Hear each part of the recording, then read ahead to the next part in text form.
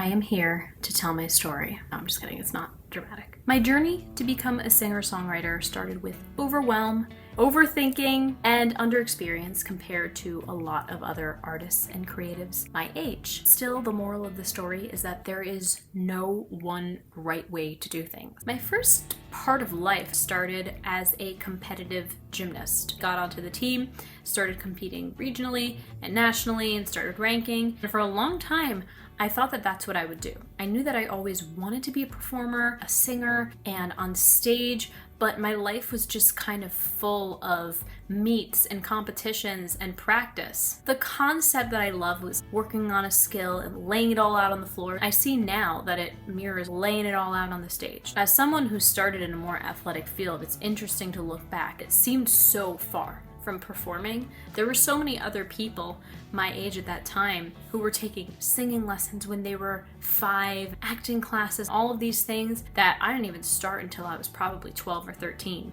Being on a team is a lot like being in a band. Competing is a lot like performing. Practicing is a lot like practicing. I always loved the idea that I was working really hard on something and I could just do something really cool, like do a skill on the bars, and not everyone can do that. I just thought that was so cool that I worked really hard to do something that not everyone could do. My teammates did as well. We were all a team, showing people that all these crazy hours we would spend instead of going to school dances and having playdates was because we were working towards a skill. Doing gymnastics for a good 11 years, competing for probably half of those 11 years. I started getting into middle school and I started realizing, like, I really do want to start taking performing classes. It initially just felt like it was something that was super distant, it would never happen. I had a chorus teacher in middle school who actually ran a performing arts school. I don't remember if I auditioned for something or I kind of wanted to sing a solo or something like that. I was so shy. I remember him being like, hey, you should check out my performing arts school. It's a good time. There's something that I learned in voice and speech class. I think it's called the cookie or the cookie jar. When you're a young kid, you have this urge for something. Your natural instinct is to ask for it how you would ask for it, naturally without any socialization. Usually that comes out in whining, and usually parents will say, don't whine, ask for it nicely. When the cookie example, a kid kind of being like, I want a cookie, genuinely feeling like that longing and that sadness, and parents saying, no, you need to ask nicely, I don't want you to whine. What happens is they go, can I please have a cookie, right? Clench everything up, push everything down, suppress their emotions just because they need to sound nice, because that's how they will get what they want. The older you get, you don't really unlearn that unless you unlearn that. The more you feel like you have to be a certain way in order to get what you want, a certain way that is untruthful to how you feel. For me, that translated to feeling like I could never be loud. I could never scream. There was definitely a big vocal block there. There I was, kind of like, this could be a reality. I've never performed with my voice. In gymnastics, you don't perform with your voice, you perform with your body. I was able to perform with my body and be very physical, but when it came to actually performing with my voice, I felt stuck. Lila, you're just gonna be in this video, aren't you? I ended up starting with just one acting class. I was just getting started and I was super shy too. I didn't even know what else I wanted to take. I just knew I kind of wanted to do acting. The second I started, I was like, I'm home. I don't know if you've ever gotten that feeling when you join a group or you meet a person or you do an activity and you're like, I am home. This is everything that I've ever wanted to do. Ever. That's what performing was. It was this community too. It was this class where we were all working together to perform a script or to bring words to life. After that first acting class, I could not get enough. I was so excited. I wanted to do every single class. They had a Saturday program where you'd just be all day. Jazz class and ballet and song inter and acting and all of these other classes. Sometimes you would go into the other classes and hang out with your friends who were in the other classes. It was so much fun. It was because of the people, but it was also because of the craft itself. I loved the idea that I could perform with my voice. That was so exciting to me. What was funny was I started taking voice lessons. Because I was so shy and subdued, we actually thought for a long time that I was an alto because I was afraid to go really high. I was like, oh, I'm sorry, I can't do it. After a few years, I had a voice teacher like, you're a sing out. I was so nervous to sing out. And they're like, no, sing out. It was terrifying for me to sing out emotionally. Just, I'm not allowed to be loud. I finally sang out and they're like, yeah, you're a soprano. I started opening up. I started really realizing this is actually a reality. Went in full time in PTW, which was my performing arts school. It's called Performance Theater Workshop. It's in Maplewood, New Jersey. If you're in that area, highly recommend it. Amazing. Literally why I am where I am today. But then there was a breaking point. Freshman year of high school was when everything started colliding. I have to choose. I had gymnastics every day after school. I would have school, come home, eat dinner at 3:30, and then go to the gym until 8:30. I had that most days. I had PTW on Saturdays. PTW started offering classes on the weekdays, and they started offering performance opportunities and all these things. I realized that I want to do acting and performing full time. I quit gymnastics. I found my voice in more senses than one for being able to let that go. We had a very tight-knit team, and if people were to quit, it was like, oh my gosh, so-and-so quit. It was a big deal if somebody quit. It wasn't just like, later. Ultimately, it was the best decision for me. At this point, I'm in high school, taking these performing classes. I only was in 2 of the school musicals. I never had a lead role or anything. Leaning more into voice lessons, acting classes, all this stuff. Like, I don't really like acting. More on that later. So silly of me. I was really leaning into voice lessons. When I started thinking about colleges, I want to do musical theater. I remember in one of my voice lessons, I was talking about colleges. I'm looking at so-and-so college and so-and-so college with their theater program. I don't know. Oh, you're going for musical theater? Yeah, obviously. Isn't that what everyone does? I didn't realize people go to performing classes and they want to do something else in college, which is totally fine. Fast forward to my junior, beginning of senior year, I got to apply to schools. Usually, musical theater majors apply for like 20 schools. And when I say apply, I mean apply for the school and then drive or fly to the school to do an audition. When you are auditioning for theater schools, you do have to do both of them. If you get into the school, great. That doesn't mean you're in the theater program for the most part. I did not do that. I applied to 4. I got into 3 or 2. I didn't get into any BFA programs. And if you are familiar with the performing arts, there is a BFA program and a BA program. BFA is Bachelor of Fine Arts, more targeted and focused on your major. BA is the same thing, but it's more general. You're gonna have more general education classes. I only got into BA programs. I'm like, oh my God, I'm only in BA programs. And for the longest time, I thought the college I went to was my destiny. I think there was the New York City school and the Pennsylvania school, which didn't actually require auditions. Everyone's gonna think that I'm not good if I got into this school and it doesn't even require audition. I ended up choosing a school in New York City because it was deemed the harder one. So silly. I never really got a super cool vibe from that school when I toured it. There was something about it that I didn't really feel super into it, but I needed to prove myself to other people, which is my toxic trait, I guess, as you would call it. I accept the offer, go to this college, move in, have orientation, start classes. 5 days in, this is awful. I didn't like the subways. I felt like I was disconnected from nature. All theater people, and if you've ever met theater people, they're great. They're a lot. And if you have a room full of theater people and nobody else 24/7, it's a lot. There's this whole narrative that you have to be able to live in a big city. If you are a performer, you need to be able to do the audition thing and take the subways and constantly audition.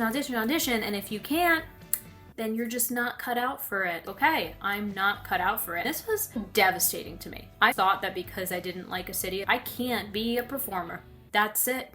I don't like living in this particular area of the globe, hence I cannot pursue a passion. It was very odd, my thinking. I didn't feel creative. I need some tea. My throat is getting all caught up because of this. Bringing back all of the memories of me being like, I'm not worth it. I didn't feel inspired. I didn't want to audition for anything, which usually I love auditioning. I love it because it's an opportunity to perform. I hung out in my bed all day after class. I didn't want to go out. And it was a bummer. I started exploring other options. Fast forward a year later. I think I say fast forward a lot, and that's okay because I don't want this to be super long, even though it is. I'm looking at musical theater programs. This was something that I thought, I'm a musical theater person. I act, dance, sing. This is who I am. I happened upon a school called James Madison University. It was in Virginia, very collegey, very campusy, and it was beautiful. We went down to visit it. I really liked it. I went down to audition just for the theater program. The fact that I was jumping from musical theater to theater, I was like, oh, well, you know what? I'll just join the theater program and be involved in the musicals. That was big because a year before I was just like, only musical theater, because that's the only way I'll be successful. So this program was a more holistic BA. This is a BA theater program. As soon as I transferred, I immediately became more open to getting involved in things. I started having a little bit less of this ego to be on stage, which was really interesting because I was thinking like, okay, if I'm going from musical theater to theater, I really have to make sure I take all the musical theater classes and just get on stage all the time. But when I got there, oh my gosh, there's so many other really interesting things about the theater in general other than musical theaters or experimental plays, helping behind the scenes, lighting design. I started lighting designing dance shows. I had my best friend, he was a musical theater transfer too. It was a grand old time. We only have 3 years there now because we're both transfers. At this point, my friend Reggie recommends this book. I was like, I'm not really into acting. It's kind of boring. Just read the book. I read the book. This technique that this guy, William Esper, was built from working directly with Meisner. It was all set in being truthful to your circumstances and not creating something to create it. That's what I was always used to in musical theater. Hello, I'm here, and everything's so much bigger, which is fine, but it was also a lot baker in my experience, or at least how I was doing it.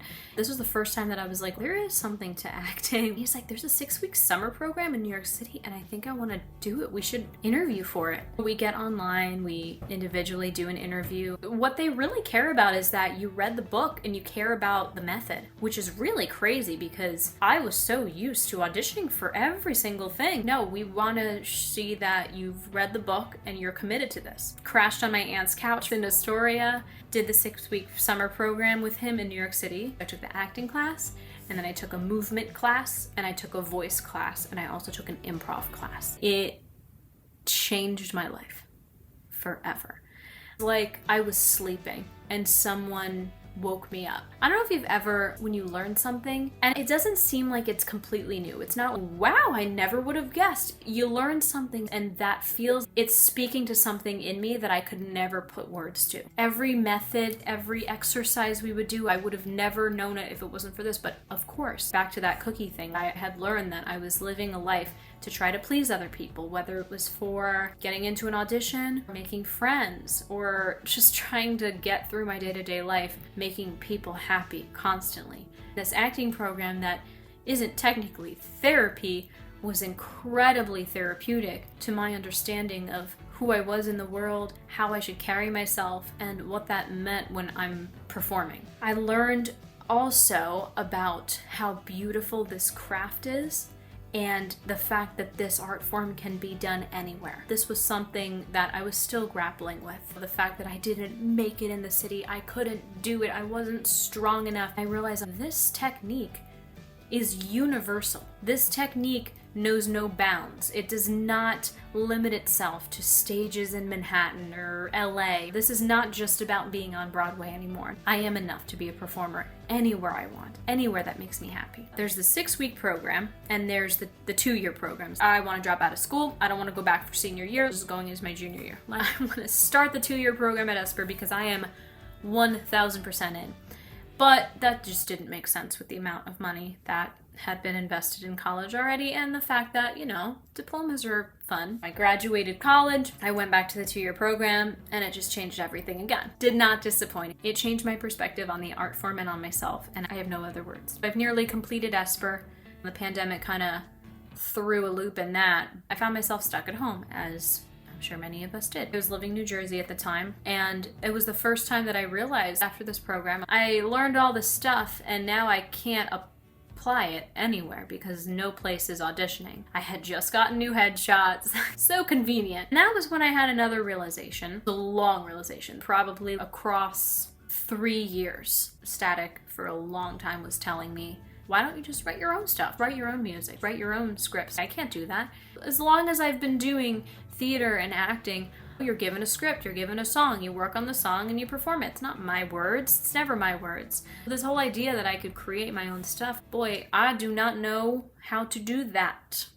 It took a long time, and I'm very grateful for the fact that we have had a home recording studio. He's had a home recording studio. He's the one who's invested in it. I just live here. Back when we lived in New Jersey and now when we live in Greenville, all of his skills working in the industry for 20 years with world-renowned singers and producers, inching me closer and closer towards this idea that I can create my own stuff. I'm telling you, I would sit in the studio and he would create these beautiful sounds. I don't hear anything. There's no song there. He had amazing work, and I took a really long time for me to actually realize myself, I have words. It wasn't until probably 2 years ago, 2.5 years ago, that I started really telling my story through music. Writing poetry, writing lyrics, writing anything I could, and giving myself permission to take space up on the page. It started from realizing that I could go from expressing myself physically to expressing myself with my voice. And then I realized, okay, well, I don't only need to have a voice, but my voice could also be truthful. And then I realized, well, my voice doesn't just have to be, I don't just have a voice. And I don't just have a voice that's truthful, but I also have words to speak, and I have a story to tell. And so many artists do. I realized, an artist, a songwriter, a singer, a performer, a human freaking being, that we all deserve to speak our truthful story. The 3 elements: speaking, truth, and our own story. You have a voice. Speak that voice confidently. Take up space truthfully. Tell your story however feels natural to you. I like to share my story through performing. Other people tell their stories through businesses they start, through corporate jobs that they work, through things that they create. I hope this inspired you a little bit to continue learning. See you next time. Bye.